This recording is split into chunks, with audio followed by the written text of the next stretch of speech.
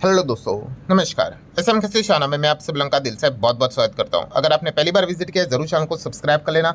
उसी के साथ साथ free stock market classes, yes, इस चैनल के ऊपर आज के दिन एक नया लेक्चर ऑलरेडी अपलोड हो चुका है। अगर आपने नहीं देखा है तो देख लेना, लिंक ऊपर आई बटन पे दे दिया है। And let's run stock market and finance, इस चैनल को भी फॉलो करना। कल है संडे, तो इस चैनल के ऊपर एक नया लेक्चर अपलोड होने वाला है। सो दोनों चैनल के लिंक आपको ऊपर आई बटन पे नीचे डिस्क्रिप्शन में मिल जाएंगे। सो चलिए दोस्तों, फिलहाल इस वीडियो को स्टार्ट कर लेते हैं। ठीक है दोस्तों, अभी हम लोग आ चुके हैं बिल्कुल हमारे नॉर्मल स्क्रीन के ऊपर। एंड दोस्तों, हमेशा की तरह जिस बात का डर था वही हमें आखिर में होते हुए वो चीज़ देखने को मिल रही है। यस, आज के दिन की ब्रेकिंग न्यूज़ आप लोगों ने देखी होगी, सुनी होगी। हर जगह पे वही खबर हम लोगों को बैक टू बैक देखने को मिल रही है। एंड जैसे मैंने बार बार आप लोगों को बताया था कि रीड बिटवीन द लाइन्स, ये चीज़ें 110% होने वाली है। It just a matter of time.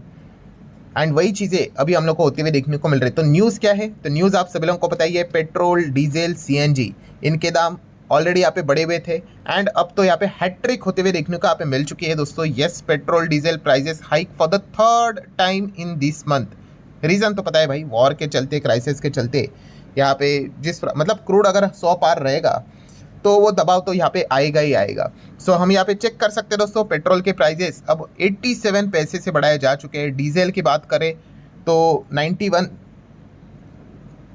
के हिसाब से मतलब चीज़ें हमें जाते हुए देखने को मिल रही है। एंड सीएनजी के रेट्स भी हमें इंक्रीज होते हुए देखने को यहाँ पे मिल चुके हैं। अगर मैं आप लोगों के सामने टेबल ही रख दूं तो आप यहाँ पे देख सकते हैं, पहला जो हाइक हुआ था आई गेस 15 मई को हुआ था। पेट्रोल की बात करें तो 3 रुपया महंगा हुआ था। सेकेंड हाइक 19 मई को हुआ था 90 पैसे के हिसाब से। एंड अभी लेटेस्ट जो हाइक यहाँ पे हुआ है वो कितना है? 87, मतलब ऑलमोस्ट सेम 90 पैसे के हिसाब से। टोटल अगर हम यहाँ पे बात कर ले, 4.25 के आसपास 4.77 रुपया, इतना पेट्रोल हमें महंगा होते हुए देखने को मिल चुका है। सिमिलर वे अगर हम यहाँ पे बात कर ले डीजल की, तो डीजल भी पहले 3 रुपये महंगा, फिर 90 पैसे महंगा, एंड अब 91 पैसे महंगा। कुल मिला के 4 रुपया 81 पैसा डीजल भी अभी महंगा होते हुए देखने को मिल चुका है। एंड सीएनजी की अगर बात कर ले तो पहले 2 kg, then 1 kg, and again 1 kg, तो 4 रुपया पर kg के हिसाब से चीज़ें महंगी होते हुए देखने को मिल चुके हैं। एंड अगेन कहना चाहूँगा दोस्तों कि यहाँ पे आपको हिंट को समझना है। हिंट को समझना है मतलब जैसे कि कोटक ने सबसे पहले रिपोर्ट निकाली थी, कोटक, और ये रिपोर्ट मैंने आपके सामने भी रखी थी। कोटक ने क्या कहा था, ये अभी की बात नहीं है, ये 23 अप्रैल 2026 की रिपोर्ट है। क्या कहा था? कोटक की बात है, आप देख सकते हैं। पेट्रोल डीजल प्राइजेस यहाँ पे बढ़ने वाले हैं आफ्टर द इलेक्शन। किसने बोला? कोटक ने। हालांकि सरकार ने इस चीज़ को डिनाई किया था कि भाई ऐसा कुछ भी नहीं है करके। एंड अब हम यहाँ पे देख रहे हैं तो कोटक ने क्या बताया था? कोटक ने एस्टिमेट किया था कि 25 से 28 रुपया प्रति लीटर हमें प्राइजेस बढ़ते हुए देखने को मिलेंगे जैसे इलेक्शन खत्म होगा उसके बाद। एंड आप देख सकते हैं इलेक्शन खत्म हुआ, प्राइजेस भी बढ़ना स्टार्ट यहाँ पे हो चुके हैं। बट पॉइंट क्या है यहाँ पे? यस, क्या 25 से 28 रुपये बढ़े हैं? नहीं। अब कितना बढ़ा है? 4 से 5 रुपया। मतलब क्या पॉइंट क्या है दोस्तों? अगेन वही कहना चाहूँगा, रीड बिटवीन द लाइन्स, अभी भी बहुत सारे हाइक्स होना यहाँ पे बाकी है। इनफैक्ट एक और रिपोर्ट हम लोगों ने बीच में कवर की थी, वहाँ पे बताया गया था कि मिनिमम 16 रुपये के आसपास तो बढ़त होनी चाहिए, तब जाके जो OMC है, oil marketing company, HPCL, BPCL, Indian oil, तब जाके हम कह सकते हैं कि उनको घाटा नहीं होगा। वरना डेली आज भी प्राइस बढ़ाकर भी उनको घाटा ही हो रहा है। हाँ, नो डाउट, जब पेट्रोल क्रूड बहुत नीचे चल रहा था कोविड के टाइम, तो उन्होंने भर भर के लाइफ टाइम जितना पैसा नहीं कमाया उतना भी कमाया है यहाँ पे। पर अभी की अगर हम यहाँ पे बात कर ले तो ऐसे उनको ज़बरदस्त घाटा भी यहाँ पे हो रहा है। तो इसी चीज़ के चलते काफ़ी ज़्यादा पॉलिटिक्स, काफ़ी ज़्यादा क्रिटिसिज्म भी हमें चलते हुए देखने को मिल रहा है। अगेन दोस्तों, यही कहना चाहूँगा, जैसे इसके पहले भी आपको बताया था कि कितने बड़े हैं प्राइजेस। चलो राउंडेड पकड़ लेते, 5 रुपये से भी कुछ नहीं होने वाला है भाई। यहाँ से डबल डिजिट चीज़ें जाएंगी धीमे धीमे करके। वो तो देखना पड़ेगा कि क्या कोई वॉर को लेकर कोई अच्छी खबर आती है कि नहीं। अच्छी खबर मतलब अगर जंग रुक गई तो भाई अच्छी बात है, पर अगर नहीं रुकी तो भाई फिर तो ये मतलब बोलते हैं ना, ये चीज़ें आज नहीं तो कल तो होने वाली है भाई। प्राइजेस और ज़्यादा यहाँ पे बढ़ने वाले। और इस चीज़ का इम्पैक्ट क्या पड़ेगा? ऑब्वियसली मार्केट के ऊपर नेगेटिव इंपैक्ट पड़ेगा। थोड़ी ना हम सेलिब्रेट करेंगे, वाह पेट्रोल के प्राइसेस बढ़ रहे, मजा आ गया, और बढ़ा दो और बढ़ा दो। बिल्कुल भी नहीं। देखिए, शॉर्ट टर्म में आपको वो रिफ्लेक्शन ना देखने को मिले, ठीक है। मैं इसके पहले भी आपको बोल चुका हूँ, बाजार को अगर आप देख रहे हो ना, थोड़ा आपका व्यू जो है ना वो बड़ा व्यू होना चाहिए, ठीक है। शॉर्ट टर्म का व्यू नहीं, अरे अभी क्या हो गया, अरे नहीं गिरा, बाजार भागा, अरे अच्छा है, कोई दिक्कत की बात नहीं, ऐसा नहीं। बिग पिक्चर देख लो, बिग पिक्चर। ये कुछ पॉइंट्स मैंने आपको गोल्डन रूल हमेशा सिखा के रखे हुए। लॉन्ग टर्म खेलो, बड़ा पिक्चर देख लो, ठीक है। जब बड़ा पिक्चर आप देखोगे तो आपको क्लियर कट वो नेगेटिविटी नज़र यहाँ पे आएगी कि काफ़ी ज़्यादा दिक्कत होने वाली, बिकॉज ट्रांसपोर्टेशन महंगा होगा। ट्रांसपोर्टेशन महंगा होगा, हर चीज़ आपके हमारे किचन में जो भी चीज़ें आती है, घर में चीज़ें आती है, सब महंगी होगी। इन्फ्लेशन बहुत भयंकर तरीके से बढ़ने वाला है, इसमें मतलब कोई शक की गुंजाइश नहीं। एंड अगेन यहाँ पे भी आपका व्यू बड़ा होना चाहिए भाई। कल जो डेटा निकल कर आएगा इन्फ्लेशन का, कल मतलब अभी जो आने आएगा लेटेस्ट, वो उतना आपको एग्रेसिव नज़र नहीं आएगा, बट आगे आगे अगर आप देखोगे तब वो डेटा और ज़्यादा एग्रेसिव होगा। मतलब अभी का जो इन्फ्लेशन का डेटा निकल कर आता है 3.5% के हिसाब से, जो भी कैलकुलेशन क्या मेथड है उस हिसाब से मैं यहाँ पे बात कर रहा हूँ, कितना है 3.5। सो ये बताया जा रहा है दोस्तों कि आने वाले समय में कि ये 5 तक भी जा सकता है। एंड अगर ऐसा हुआ तो फिर भाई आरबीआई यहाँ पे रेट हाइक के लिए भी जा सकती है।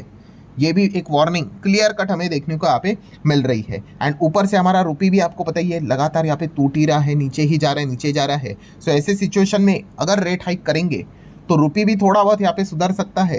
एंड इन्फ्लेशन भी जिस प्रकार से जो चल रही चीज़ें, मतलब ये काफ़ी फेवरेबल माहौल बन रहा है भाई रेट हाइक के लिए। हालांकि ये चीज़ें इतनी बोली गई कि फाइनली आरबीआई ने ये चीज़ अपने साइड से यहाँ पे बता दी कि आरबीआई ने बताया कि वो फेवर में नहीं है किसके, रेट हाइक के, टू डिफेंड द रुपी। उन्होंने कहा कि भाई हमारी प्रायोरिटी तो इन्फ्लेशन ही है, ठीक है। बट जैसे कि आपको बताइए, ये कोई किसी का मतलब बोलते हैं ना, मन के हिसाब से चीज़ें नहीं चलती है, सिचुएशन के हिसाब से ही डील करना पड़ता है। अगर सिचुएशन जल्द से जल्द अगर कंट्रोल में आ गई तो ठीक है भाई, तो फिर अच्छी बात है, झेल लेंगे। बट अगर कंट्रोल में नहीं आई तो फिर भाई मतलब आरबीआई के भी मतलब बोलते हैं ना हाथ बंधे हुए हैं, तो फिर उनको भी वो डिसीजन यहाँ पे लेना ही पड़ेगा। मतलब कंक्लूजन क्या है दोस्तों? कंक्लूजन यही है कि पेट्रोल डीजल के दाम यहाँ पे बढ़ते हुए देखने को मिले और बढ़ते हुए देखने को मिलने वाले हैं। अगर ऐसा होगा तो इन्फ्लेशन जो बढ़ना स्टार्ट हुआ है वो और यहाँ पे बढ़ेगा। अगर इन्फ्लेशन यहाँ पे बढ़ेगा तो ये तो भूल ही जाओ भाई, अब शब्द कौन सा, रेट कट। ये जो हम शब्द चलता था ना कि रेट कट होगा, प्रोबेबिलिटी चलती थी कितना होगा, सब कुछ वाइप आउट हो गया। इसलिए बोला जाता है मार्केट अनसर्टन होता है, होने के लिए कुछ भी हो सकता है, ठीक है। एंड अब रेट कट छोड़िए, अब तो मार्केट में रेट हाइक की बातें स्टार्ट हो गई है कि क्या रेट हाइक होगा या नहीं होगा। और जैसे मैंने अभी आप लोगों को बताया था कि आरबीआई की जब भी एमपीसी की मीटिंग होगी उसमें रेट स्टेबल रहना, मतलब जो रेट रखा है, रेपो रेट रखा है वही रखना, यही मार्केट के लिए सबसे बड़ी पॉजिटिव न्यूज़ रहने वाली है। कट का तो भूल ही जाओ, मैंने अभी आप लोगों को बोल दिया। सिर्फ स्टेबल भी अगर रहा रेपो रेट जितना चल रहा है, संजय मल्होत्रा जी ये कहेंगे कि जितना रेट है उतना ही हम लोगों ने रखा है, दैट्स इट, वही एक अब अच्छी खबर रहेगी। क्योंकि रेट हाइक की जैसी खबर आएगी मार्केट के लिए वो काफ़ी बुरी खबर रहेगी, क्योंकि रेट हाइक मतलब आपको पता ही है कि लिक्विडिटी हमें मार्केट से बाहर जाते हुए देखने को यहाँ पे मिल जाती है। तो सर ये जो सिचुएशन है ये मतलब कब तक चलेगी? मैंने आपको बताया ना कि ऑयल को देखते रहो भाई, ये इस लेवल का ये ऑयल रहेगा, ठीक है। तो फिर मतलब नहीं हो सकता फिर बर्दाश्त, मतलब और ज़्यादा कठिन डिसीजन लेने पड़ेंगे सरकार को। सो ये चीज़ें देखने को ले। और अगर इनके मिडल ऑयल भी नीचे कब आएगा, मिडल ईस्ट में अगर कोई अच्छी खबर निकल कर आई तो उसके ऊपर ध्यान रखना है। तो आप देख सकते हैं अभी की लेटेस्ट खबर क्या है कि तेहरान कह रहा है कि डिप्लोमेसी तो चल रही है but no deal yet with US. So अगर ऐसा होगा तो भाई ऑयल तो 100 के नीचे तो जाएगा नहीं, ठीक है। एंड अगेन कह रहा हूँ 100 के नीचे जाना मतलब ऐसा नहीं कि 95-90, भाई 95-90 भी हम बर्दाश्त नहीं कर सकते, ठीक है। कमेंट्री करते वक्त तो अलग अलग बातें चलेगी कि कोई बात नहीं हम डील कर लेंगे, बट एक्चुअल में ऑयल का मतलब 70 के रेंज तक आना चाहिए, 70-75 के आसपास आना चाहिए, तो जाके हम कह सकते कि चीज़ें नॉर्मलाइज होगी। और नॉर्मलाइज मतलब ऐसा नहीं कि एक झटके में नॉर्मलाइज होगी, it's not like a button switch on switch off, नहीं। ये जो भी चीज़ें अभी हुई है ना, इसका लॉन्ग टर्म इम्पैक्ट काफ़ी हमें ज़बरदस्त लेवल पे देखने को यहाँ पे मिलने वाला है। सो अगेन कंक्लूजन के फॉर्म में यही याद रखना है आपने वीडियो क्लोज करने से पहले भी, क्या कि और ज़्यादा पेट्रोल डीजल सीएनजी के हाइक आपको ज़रूर देखने को यहाँ पे मिलेंगे। एंड जंग अगर ख़त्म नहीं हुई, ठीक है, ऑयल अगर $100 के ऊपर रहेगा प्रति बैरल, तो फिर भाई ये पकड़ कर ही चलो। मैं अभी भी कह रहा हूँ कि पेट्रोल डीजल के प्राइस बढ़ेंगे, बस ये देखना है कि अब अनाउंसमेंट, अगली अनाउंसमेंट कब होगी, क्या वापस कल होगी, परसों होगी, 3 दिन बाद होगी, 4 दिन बाद होगी, अगले शनिवार होगी, बस यही एक चीज़ यहाँ पे बची हुई है। सो बी मेंटली प्रिपेयर, आने वाला समय यहाँ पे काफ़ी टफ यहाँ पे रहने वाला है, काफ़ी चैलेंजिंग रहने वाला है। क्योंकि उस चीज़ से क्या होता है दोस्तों, हर चीज़ का जो दाम है वो आपको बढ़ते हुए देखने को मिलेगा। पेट्रोल डीजल हर किसी में इन्वॉल्व रहता है दोस्तों, ठीक है। मतलब जैसे मैंने बहुत बार कहा कि आपके हमारे किचन में जो सब्जी आती है उसमें भी पेट्रोल डीजल का दाम इंक्लूड रहता है, ठीक है। वो आपके घर के नीचे जो सब्जी वाला आता है वो कैसे आता है, ट्रांसपोर्टेशन के माध्यम से ही। अगर वो 100 रुपये का तेल डालता था, पेट्रोल डालता था, एंड अगर वो 110 का होगा, वो 10% जो जंप हुई है वो थोड़ी ना वो खुद बेयर करेगा, वो तो आप ही के ऊपर पास करेगा। आखिर में जाके भाई कंज्यूमर, आप और हम ही वो चीज़ें बेयर करने वाले हैं। तो ये हर चीज़ महंगी होगी। ये तो एक छोटा सा एग्जांपल मैंने आपको बता दिया, बाकी सारे एग्जांपल आप कोई भी टीवी पकड़ लो, मशीन पकड़, इलेक्ट्रॉनिक गैजेट्स पकड़ लो, गाड़ी पकड़ लो, हर चीज़ आपको महंगी होते हुए देखने को मिलेगी। मारुति ने तो अनाउंसमेंट भी कर लिया 30,000 तक वो प्राइस बढ़ाने वाले हैं, जून से प्राइस बढ़ने वाली है, हर एक गाड़ी महंगी होने वाली है, हर एक चीज़ महंगी होने वाली है। तो ये चीज़ अगर हर एक चीज़ यहाँ पे महंगी होगी तो ऑटोमेटिकली भाई तो उसका क्या होगा, डिमांड कंपैरेटिवली तो कम यहाँ पे होगा ही होगा। डिमांड कम होगा तो कंपनी के कम सेल्स होंगे, कम रेवेन्यू जनरेट होगा, कम रेवेन्यू तो कम प्रॉफिट, कम मार्जिन्स, एंड फिर कंपनी के नंबर पिटेंगे। तो ये इस प्रकार से वो कैस्केडिंग इंपैक्ट देखने को मिल जाता है। सो ठीक है दोस्तों, जितने भी पॉइंट्स थे वो सारे मैंने कवर कर ले। वीडियो हेल्पफुल लगा होगा, चाहो तो लाइक एंड शेयर यहाँ पे कर सकते हो। मिलते हैं अगले वीडियो में, तब तक के लिए बाय बाय।